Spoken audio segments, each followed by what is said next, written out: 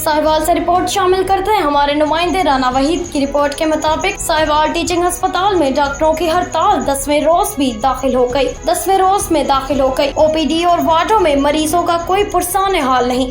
साहिवाल की समाजी सियासी शख्सियात ने डॉक्टरों से इमरजेंसी में आने वाले मरीजों को ओपीडी और वार्डों में चेकिंग करने का भरपूर मुतालबा किया है।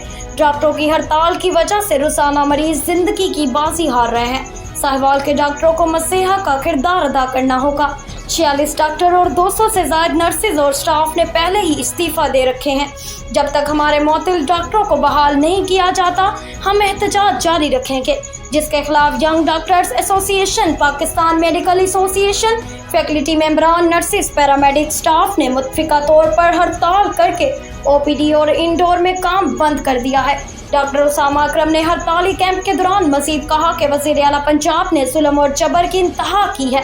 वो अपने फैसले पर डॉक्टर से माफ़ी मांगे और अपना फैसला वापस लेकर MS डॉक्टर अख्तर महबूब को और डॉक्टर उमर फारूक अपने ओहदे पर बहाल और इंक्वायरी ख़त्म करवाई जाए, वरना पंजाब भर में डॉक्टर्स की हड़ताल जारी रहेगी और साहिवाल टीचिंग अस्पताल में मुकम्मल तौर पर हड़ताल और रैलियां निकाली जाएंगी।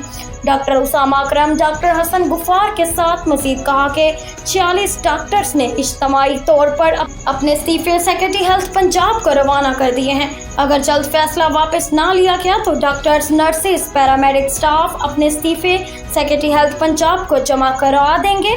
हड़ताल की सूरत में होने वाले तमाम जानी नुकसान की जिम्मेदारी वज़ीर आला पंजाब मरियम नवाज पर आयद होगी।